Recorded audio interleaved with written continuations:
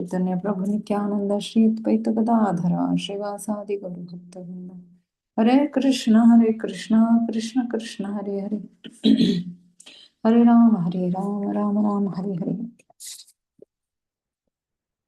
Hare Krishna. So, welcome everyone. Today we'll be starting brand new chapter, which is number 6, and it is known as the Dhyana Yoga.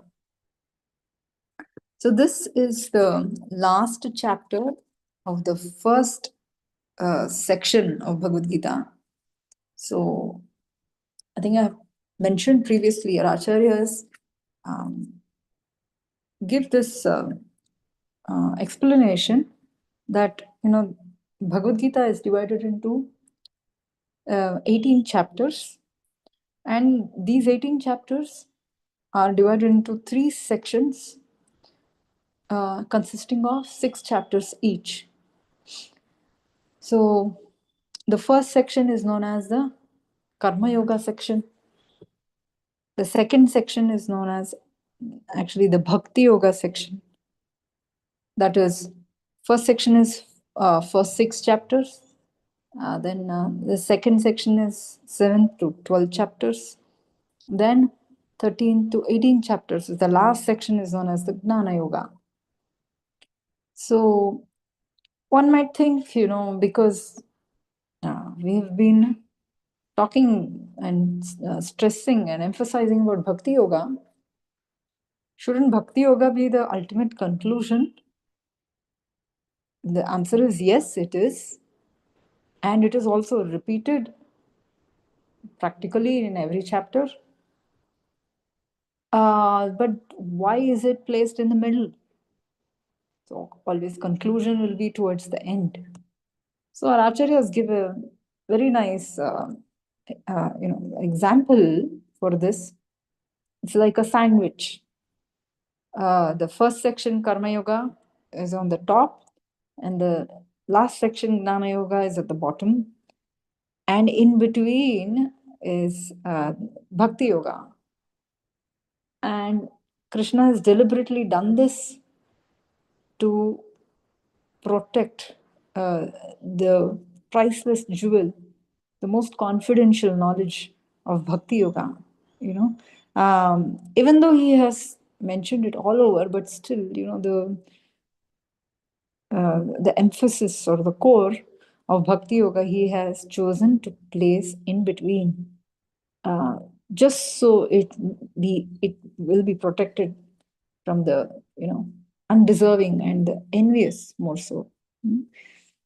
So therefore, Dhyana Yoga, now, as we've already seen, Krishna has hinted, even towards the end of 5th chapter,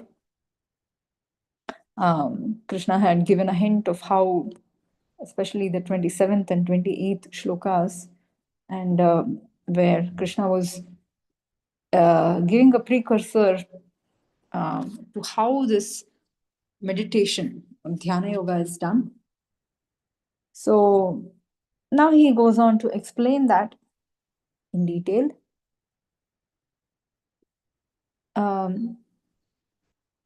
In fact, in the first 5 chapters, it is also said he has explained Buddhi Yoga, which means working with one's consciousness fixed on him and without fruitive desires or without expectation of any benefits from our actions.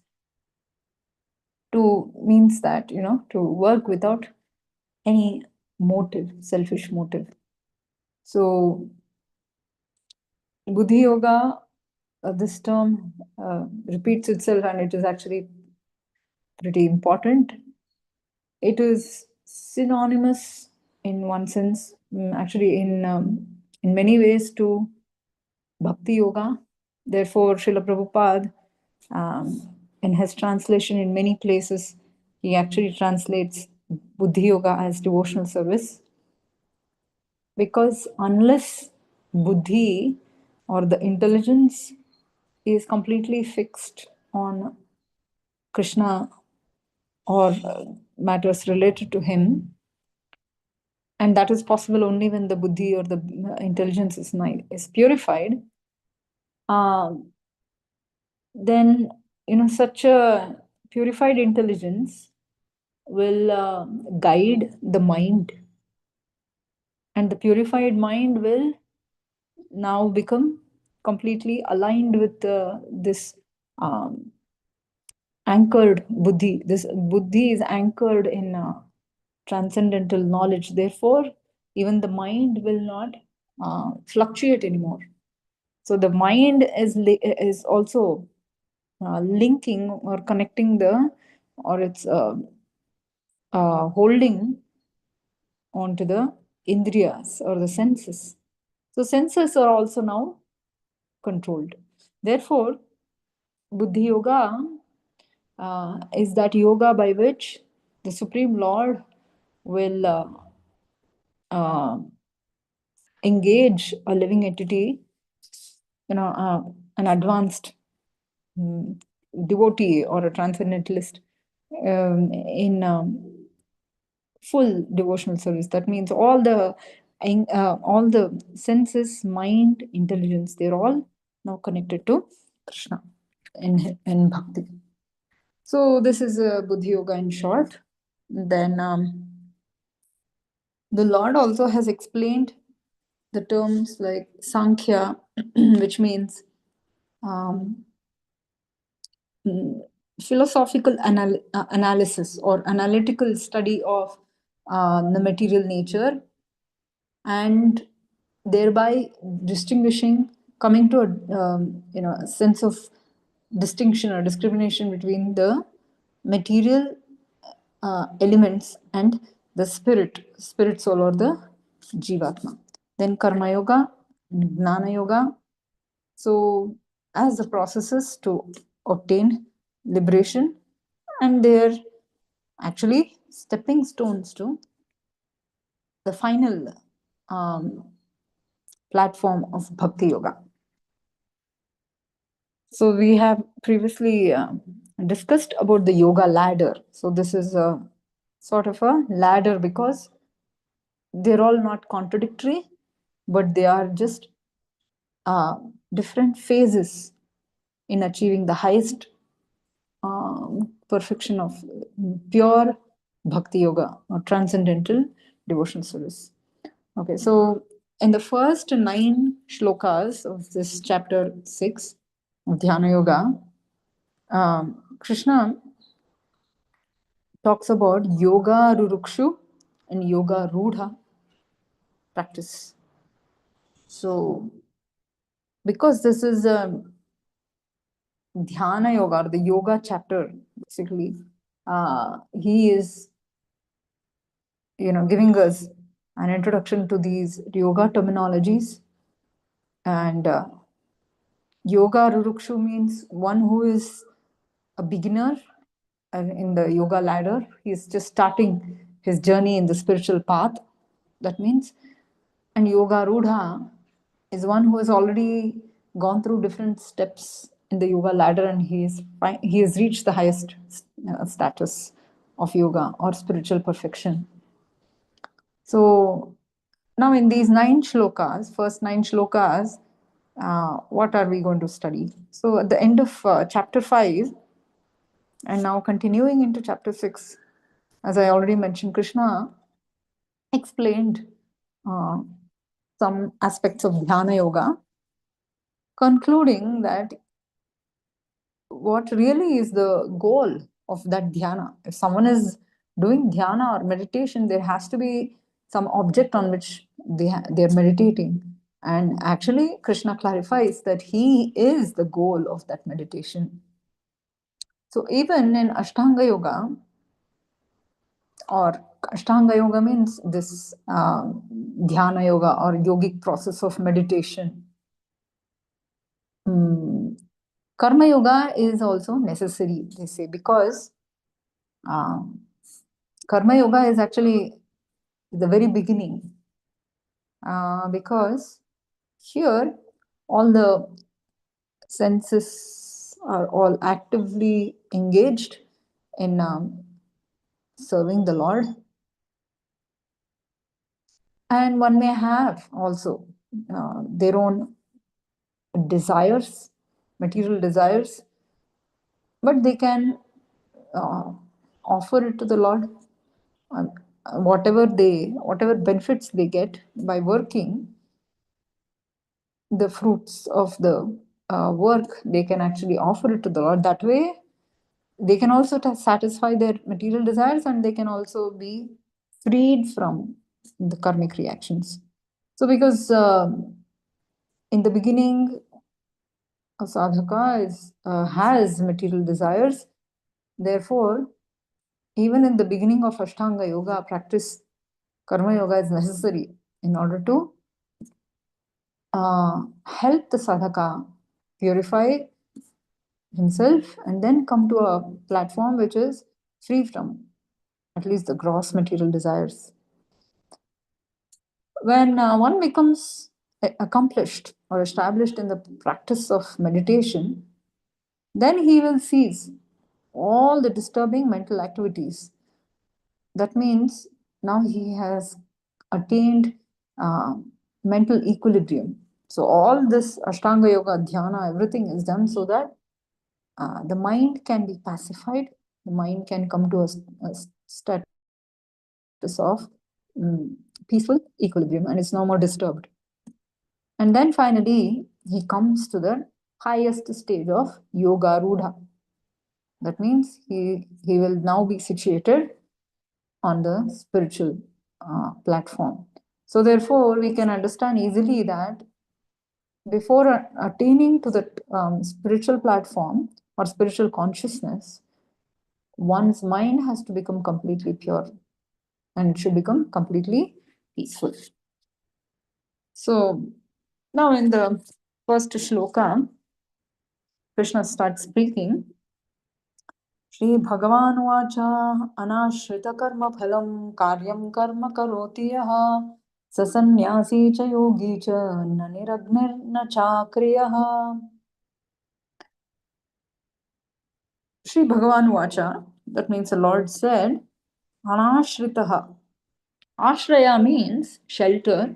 Anashritaha means one who is not taking shelter. Anashritaha karma phalam. Karma phalam means the fruits of our work. Whatever work we do, or it could be our occupational work, or it could be our daily activities. So, the results of those work, that is known as karma phala. And we are always desiring those, benefits. Whatever we do, we want some benefit out of it. So that is why that is known as karma buddhi or karma phala, means that the results of our work. So anashrita karma phala means without being attached to those results of our work. So you must have seen now Krishna repeats this time and again because it is like ingrained in us. We conditioned souls, or those who are within this body and who are not liberated. For us, it goes without saying that anything we do, any act, either through the mind, body, or words, whatever we do, we are always expecting some benefit in return. So that is our disease, so to speak. So one has to come out of that selfishly motivated mentality. That's why Krishna keeps saying that over and over again.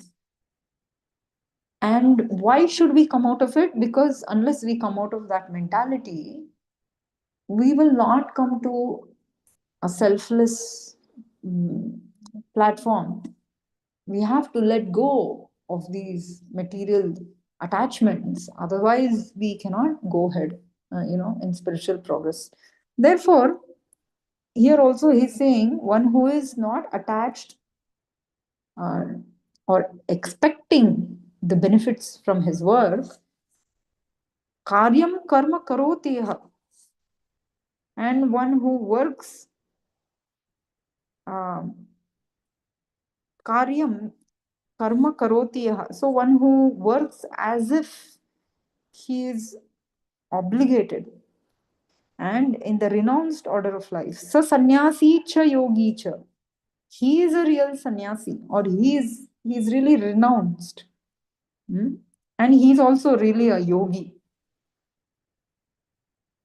Na niragnir, na chakriyaha. Not the one. So this is a real, true mystic, or this such a person is a real sannyasi. Krishna is actually clarifying. So he has repeated this earlier. Now again he is repeating because Arjuna's questions have also repeated. So that was the pattern that is being repeated because Arjuna has asked such question a couple of times for the benefit of people like us in today's modern world. What is it? What is the clarification here? One doesn't become a sannyasi just because he has externally given up his material activities. So that's why he's saying, na niragnir na chakriyaha. One who has given up his duties, or one who does not light fire. So does not light fire, in previously it may have meant literally, in the sense that, or even maybe today in today's world. So one who lights no fire can mean, for cooking. So, and all the household work, household related stuff. That means no more family life, or in the conventional sense, in the Vedic terminology, it means fire, sacrifice, yagna, havana, homa. All that is done for karma yoga. So one who does not have any more material desires, he will not do all these yagnas and all this havana homa. That is generally done for some benefit, material benefit. But yes, there are higher order of sages also. There were who would do such yagnas for benefit of the society, benefit of the world. So therefore, Krishna is saying, really one who is a sannyasi, or one who is that person who is really renounced, is that one who he may still be doing all activities, he's still doing all activities, but he does not desire any benefit out of such activities, but he is only doing selflessly for a higher cause, especially for the Lord's pleasure. Such a person is true mystic or yogi, not that person who has given up all his duties. Because especially in today's world, all this really applies, because we come across too many fake renunciants or fake sannyasis and all this. So therefore, first of all, we should understand renunciation always starts inside our mind. There should be no desire for sense enjoyment, or there should be no desire for or attachment for the results of our work. So such a person, he just works as he's obligated. That's all. Because I have to do my duty, I'm doing.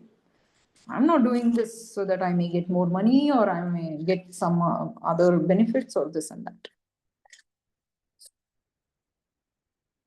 Okay, in the second shloka. यम संन्यासमिति प्राहुः योगं तं विद्धि पांडव न ह्यसन्न्यस्तसंकल्पो योगी भवति कश्चन. So here again, Krishna is saying, yam sannyasam iti prahuhu. What is called as renunciation? What is really renunciation? Yam means what? Sannyasam means renunciation. Iti, thus, prahuhu means is said. Yogam tam vidhi pandava. That is actually yoga. What you keep referring to, Arjuna, as sannyas. So that is actually yoga. Yoga, why? Because yogam tam vidhi. Vidhi means you should know. Pandava means Arjuna. Nahi asanyasta sankalpo. So yoga, as I've previously mentioned, yoga means to link or connect with the Supreme Lord. So now why Krishna is equating yoga to sannyasa? Let us see. So he says, nahyasanyasta sankalpo. Nahi means never, certainly ever.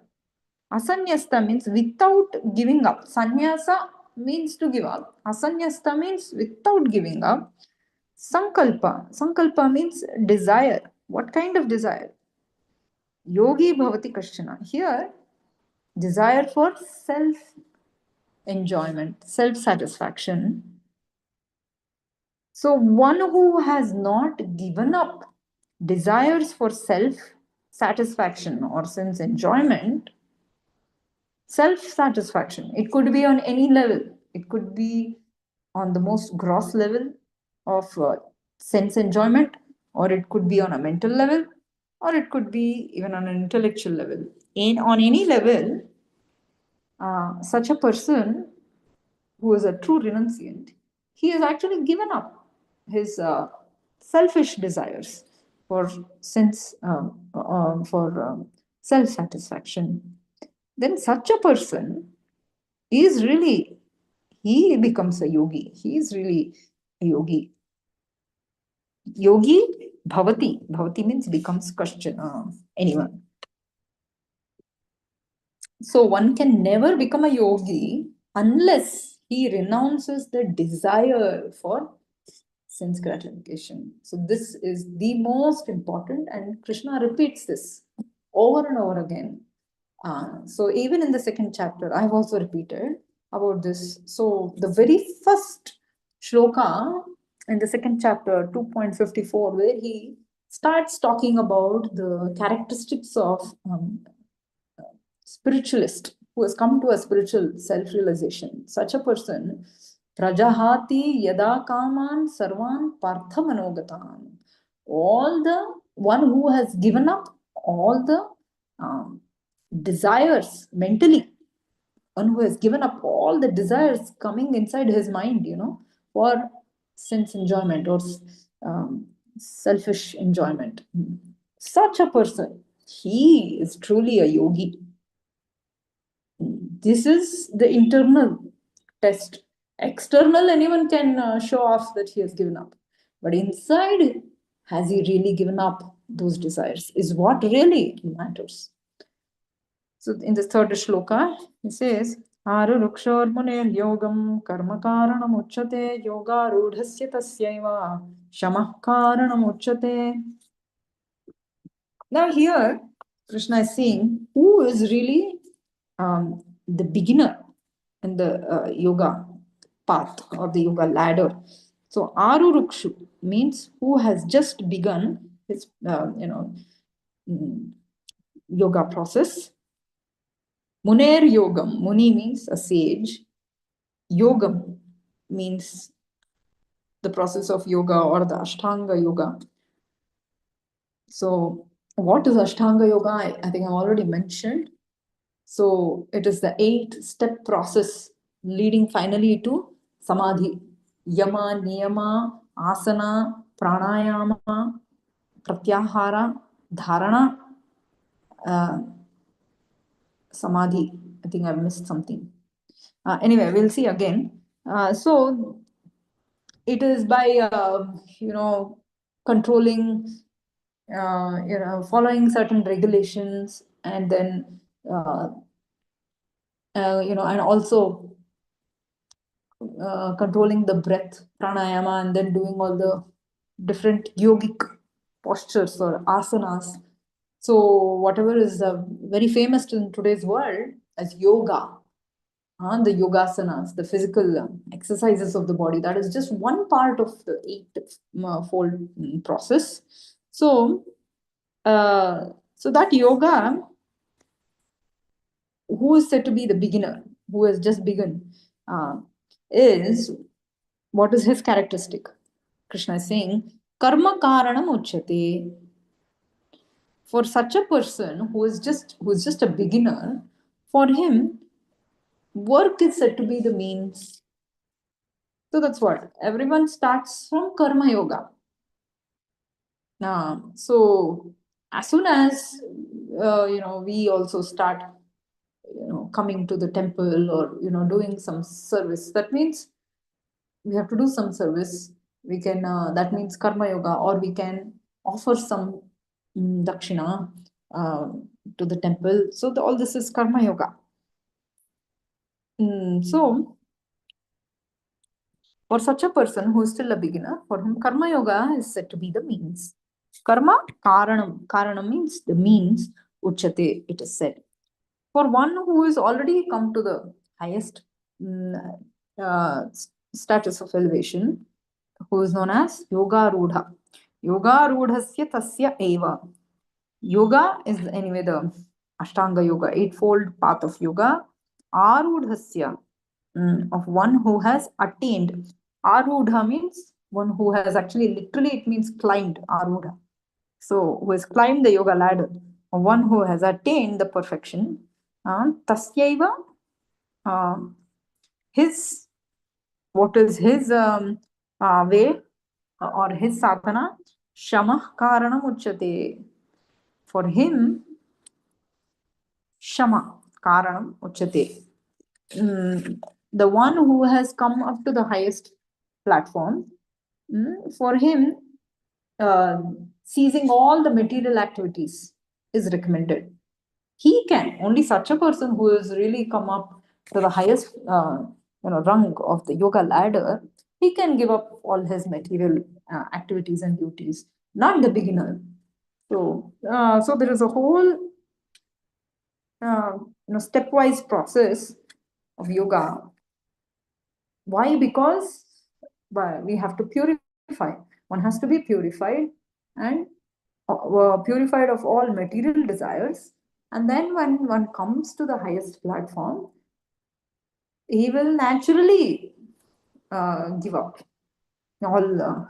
He would have already given up all desires for sense gratification. Such a person, it will be very natural for him to even cease all the material activities. For him, there is no loss. But if someone who has not given up all the material desires, if artificially he gives up, doing his work, doing his material duties, then he is also going to be in pain, and people related to him will also be in pain. So, because it will not uh, give him ultimate benefit. Okay, so next shloka, number 4. Yada hinendriyartheshu na karmashvanusajjate sarva sankalpa sannyasi yugarudhastadochyate. Yada means when he certainly na indriya artheshu. No indriya artheshu means one who has no desire for sense enjoyment, or one who has given up all material desires. Na karmasu anusajjate, and he does not take part or engage in fruitive activities. That means those activities, materialistic activities, for one's self sense enjoyment. Sarva sankalpa sannyasi. Sarva sankalpa. Sankalpa means mental desires. So one who has given up all material desires internally, He is a renouncer, sannyasi, yoga rudhas tadochyate. Then such a person is said to be in the highest elevation of yoga. Okay, so again, Krishna is making this very clear for one who is on the highest platform. Previously, he was describing for one who is just the beginner. Now, in the Yoga Rudha stage, one who has reached the highest platform of yoga, who is such a person? One, he has mentally, he has internally given up all desires for selfish sense enjoyment or material desires, and even practically also, he neither acts for any kind of a sense enjoyment, nor is he engaged in any kind of a fruitive material activities. So, such a person, both internally and externally, he is free from, he is completely detached from sense gratification. So, because he has come to such a point of realization, he can easily, I mean, he has easily given up his material uh, engagements. Otherwise, it's there is no point. Simply externally giving up, but internally holding on to the material desires, uh, there is no point to such.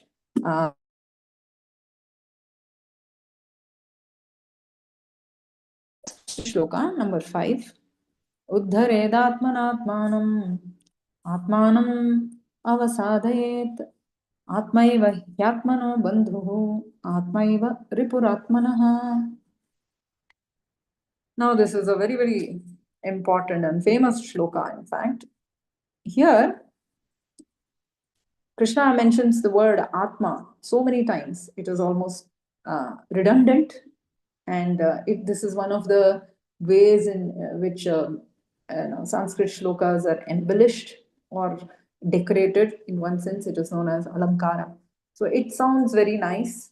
And at the same time, there is also an emphasis on certain things by repetition. So here, Krishna is using the same technique. Uddhared means one must deliver, or one must, what do you say, one must bring it up. One must take it to a higher level. So what should be taken to the higher level or must be delivered is Atmana Atmanam. Here, Atmana means by the mind. Here, Atma means the mind. So, as I've previously said, Atma can carry many meanings depending on the context. So, Atma can mean the mind, the body, the Jivatma or the soul. It can also sometimes mean the intelligence. So, here, the first Atma is the mind. Atmana, Atmanam. Atmanam means the Jivatma or the spirit soul.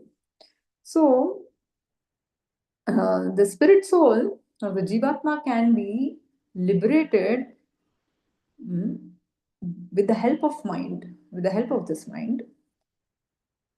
Then, at the same time, the same spirit soul can also be degraded by this very same mind. So, therefore, Krishna is telling us use your mind to upgrade or deliver this Jivatma. Do not let the mind degrade the Jivatma. Na Atmanam avasadayet. Here, Atmanam again means the spirit soul. Avasadayet means put into degradation. Atmaiva hyatmano bandhu. Atma, the first time is known as the mind. Atmaiva Eva, certainly he indeed, Atmano Bandhuhu.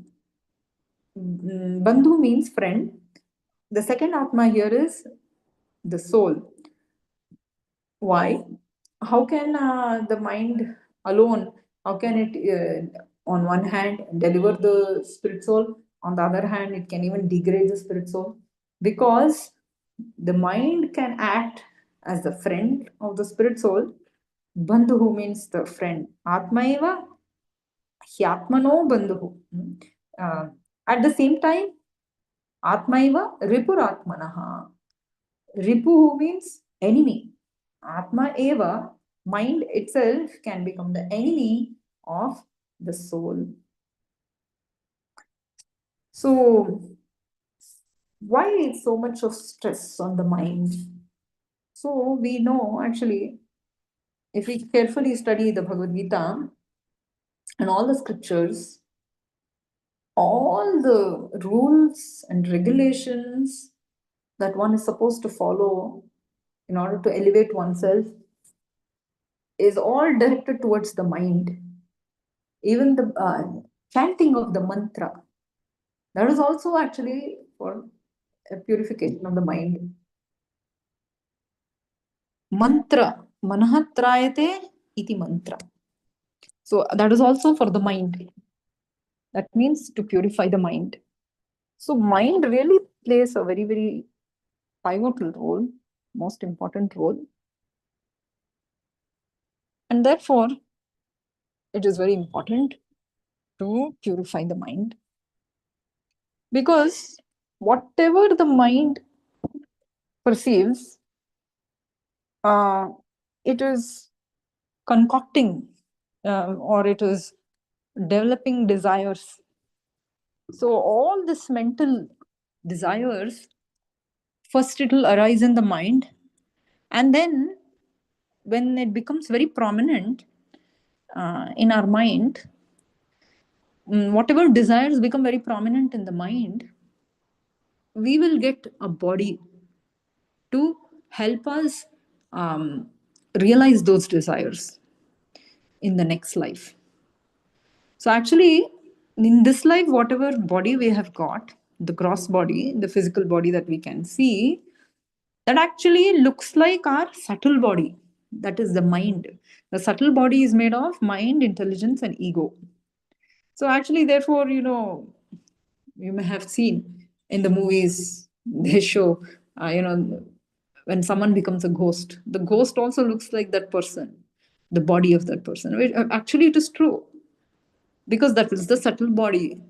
Because the subtle body has those kind of desires, has that kind of a mentality, it has attracted, or it has, by the sanction of the Lord and the higher authorities and the devatas, by their help, ultimately it's the sanction of the Lord and devatas will help us attain that kind of a body.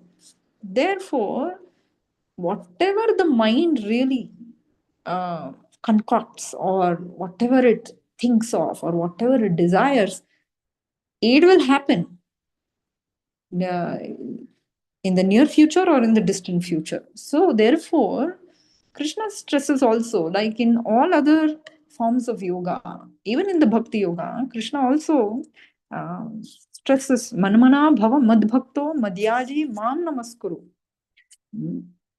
So, even when we are practicing Bhakti Yoga, we are trying to focus our mind on Krishna. And chanting will help that.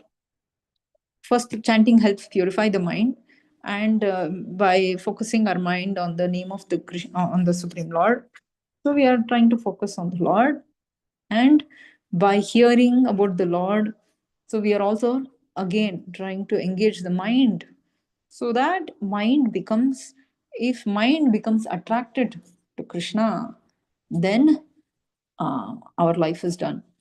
So whatever our mind wants or is thinking of, eventually we'll get it.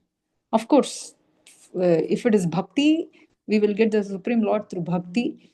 But if it is material desires, we will get according to how much we deserve.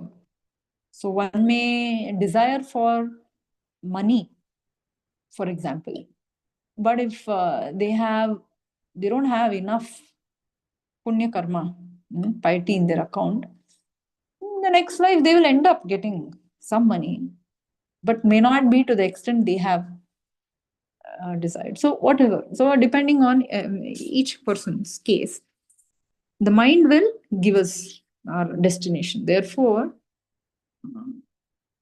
so even in the Bhagavad Gita, Krishna says, how one can attain him? Only at the time of death. If we are thinking about the Lord, we will attain the Supreme Lord. If we are thinking about something else, we will attain that. Yam yam vapi smaran bhavam tyajatyante kadevaram tam tam evaiti kaunteya tada sada tad bhava bhavita. Whatever one is thinking at the time of death, that he will surely attain. So that is why we have to train our mind to always think about Krishna. How can we think about someone if we don't even know them? So therefore, we have to first of all know who they are. And unless we really love them very dearly, we cannot think of them. That is 100%. It is true. We will only think of those things which are very dear to us. We may be practicing bhakti, no problem, but at the end of the day, if we are not completely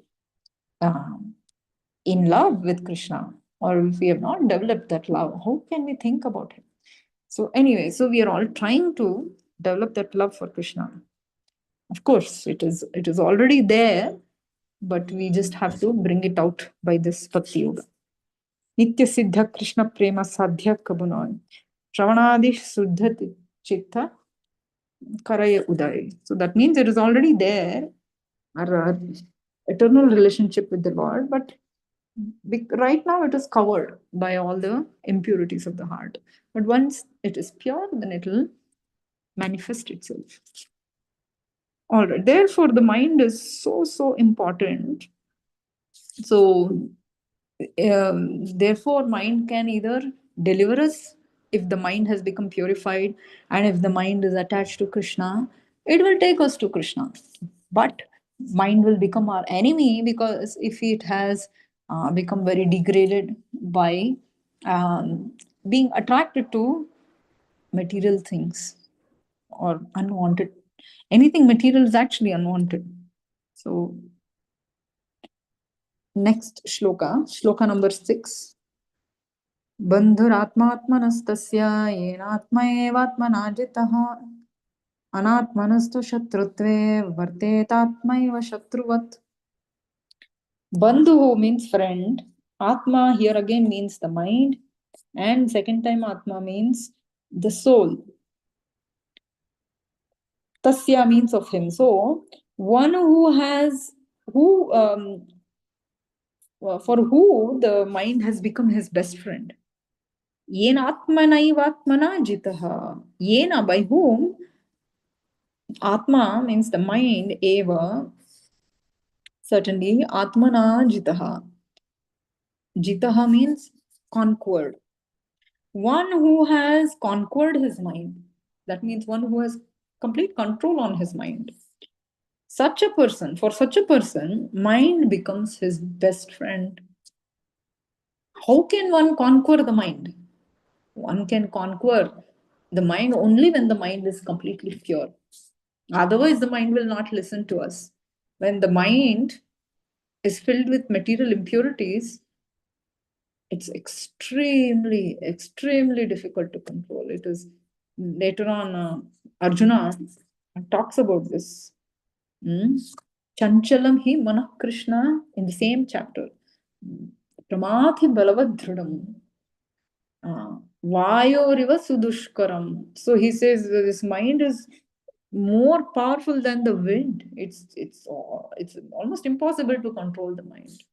It's so fluctuating, so fickle. Then how can one control the mind?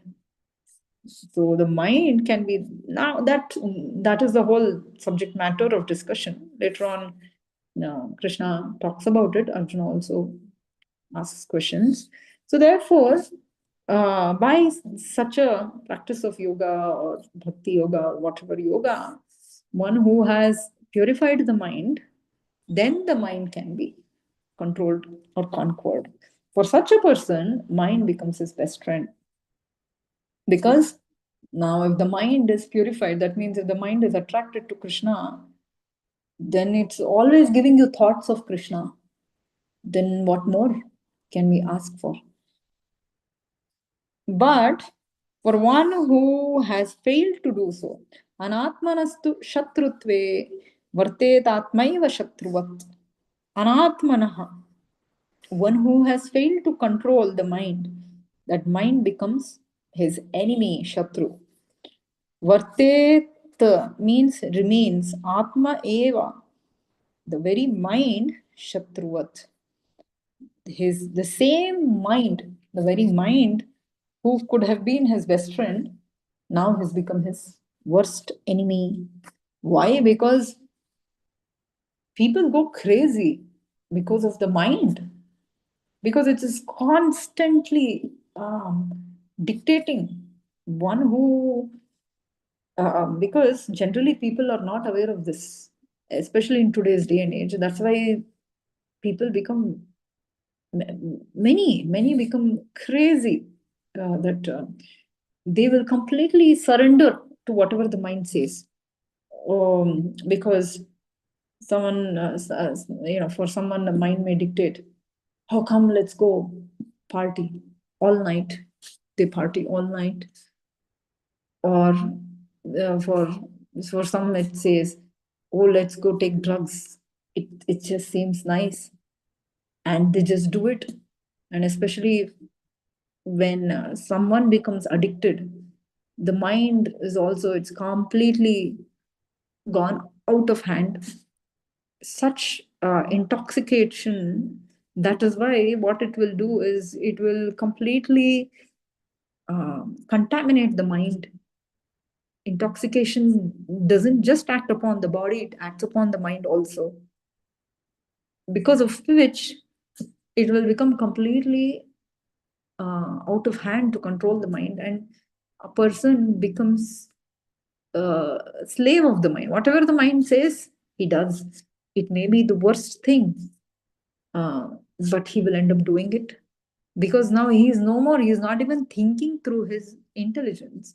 That means he has lost all his power of discrimination. This is why people end up committing crimes and very serious offenses, because they are not even listening to their intelligence. Intelligence, of course, should also be purified. Only then it can give you proper sense of discrimination. Okay, this is good, this is bad, don't do this, don't do that. But one who has completely lost control of the mind, he is, this shloka even comes in the Srimad Bhagavatam. Prahlad Maharaj says, what is that? Sato Dhavati. What is that? I'm not able to remember. It's a very famous shloka. So he says, when people become very materialistic, asati dhavato bahihi. Manorathena asati dhavato bahihi. So manoratha, he's saying manoratha is like a chariot of the mind. It runs here, there, behind so many material sense gratificatory things, and people become crazy about it and they just follow wherever the mind takes them. So this is a classic situation of becoming controlled by the mind. One who has not been able to control the mind, that means the mind has become their worst enemy. But for the yogi who has completely controlled the mind becomes his best friend. Because now the mind is only giving them thoughts about the Lord, pure thoughts. Then their destination to the spiritual world is guaranteed. Next, in the 7th shloka, Krishna is saying, Jitatmanah prashantasya paramatma samahitah shitoshna sukha dukkheshu tatha manapamanayoho. Jita means one who has won. Atmanaha means the mind, one who has won over the mind. Prashantasya, that means what? His mind has become completely calm and peaceful because it's completely purified. That's why the person is completely won over the mind. He kept it under his control. Prashanta means, we all know, means peaceful. That means one who has attained complete tranquility or equilibrium of the mind. For such a person, what happens? This shloka is one of the most important and so interesting. When I had when I had first studied anyway, it didn't occur to me. Much later. So here it is clearly the Lord is describing how one can actually see the Lord who's sitting in our heart, the Paramatma who's sitting in our heart. Jitatmanah prashantasya paramatma samahitaha. Paramatma is the super soul within our heart. Samahitava means he can be so easily approached. So, what we can understand by this is mind is actually it's a mirror. Cheto darpana marjanam. Chaitanya Mahaprabhu says, Chetoha means the mind is like a mirror. Darpana means mirror. Cheto darpanam arjanam. Marjanam means to purify, to clean the mind, the mirror of the mind. When we, by chanting Hare Krishna and all this, by reading Bhagavad Gita, if we are able to purify the mind, Cheto darpana marjanam, bhava maha davagni nirvapanam. That means all our material desires or material entanglements will go away. So when that has happened, we can clearly see when there's so much dust on the mirror, we can't see our own face. But when we clean the mirror, then we can see our face very clearly. Similarly, when we clean the mind, the mirror of the mind, we can see not only our face, but there is one more person sitting next to us, Paramatma. We can see him also. So, many times when explaining the shloka, I'd like to give this wonderful example. So we have all seen, it could be a lake, like a shallow bed of the lake. When we throw stones, when the water becomes all muddled up and it gets dirty, we can't see what is there at the bottom. But when it clears up after some time, when there is no waves, when there is no other disturbances, or when there is no dirt, when the water is completely settled, then we can clearly see what is there at the bottom. This is exactly like our mind, what the Lord is saying here. Jita Atmanaha Prashantasya. Now, when the water becomes settled, when it becomes free from all the waves and the dirt, now that means it has become very clear. The water also has become very clear, and we can actually see what is at the bottom. Similarly, when our mind, which is like that layer of water, when it has become now free from all the dirt, that means tamoguna, and when it is free from all the waves, the movement of the water, that means rajoguna. When our mind becomes clear of rajoguna and tamoguna, that means it becomes now still and it is very clear. Then what happens? Then we can see through, then we can see Paramatma sitting in our heart. Shita Ushna Sukha Dukkeshu Tatha Manapamanayoho. Shita means cold, Ushna, heat, So Shita and Ushna, these are the dualities, that torment our body and the senses. So this is on the bodily platform. On second layer is the mind. Mind is not affected by heat or cold, but it is affected by happiness and distress. Sukha dukkheshu. Mind is now, affected by these two, happiness and distress. Then, when it comes to our ego, on the ego platform, tatha mana apamanayoho, we will be very much disturbed by if someone insults us or even if someone praises us. Oh, how is that? Insulting we can understand, but praising, we all like it, right? It is very much welcome. And especially in today's world, everyone wants to be acknowledged for their accomplishment. Everyone wants to be appraised, but that is also our enemy. Why? Because now the ego will be disturbed. The ego will become bloated when someone praises us.